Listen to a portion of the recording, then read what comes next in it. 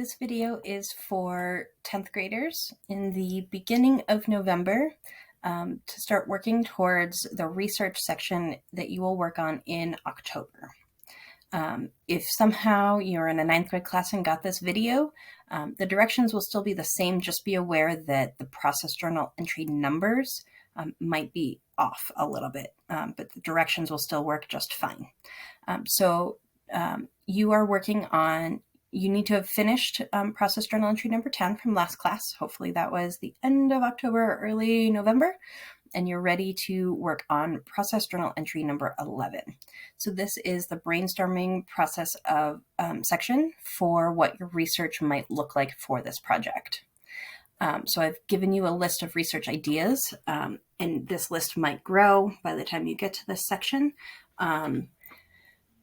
For you to start thinking about it, there will be another video in your next personal project day and advisement where I go into what research looks like and the annotated bibliography section.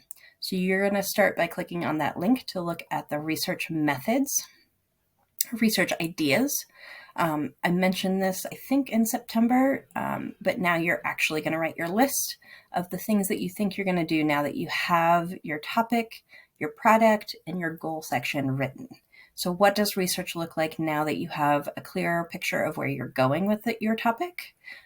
Maybe there's a movie on your topic. There's an expert you want to interview. So you might spend time this month writing interview questions or emailing to see if you can talk to a pharmacist or a nail tech or a veterinarian or someone who works in the field that relates to your topic that could help you.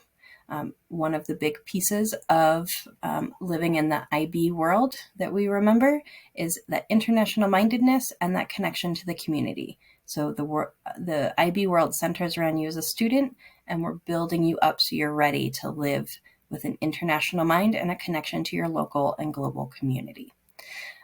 So you are just starting to think about the research. You might be watching YouTube how-to videos in class, so make sure you're bringing headphones for the days you're watching those videos. You could be asking your teacher. We could reach out to teachers at Warren Tech who work in that field, maybe to set up a shadow if you want to go explore a program there that relates to your project. Be thoughtful about the Google searches you're doing, that you're getting valid, reliable sources that are related.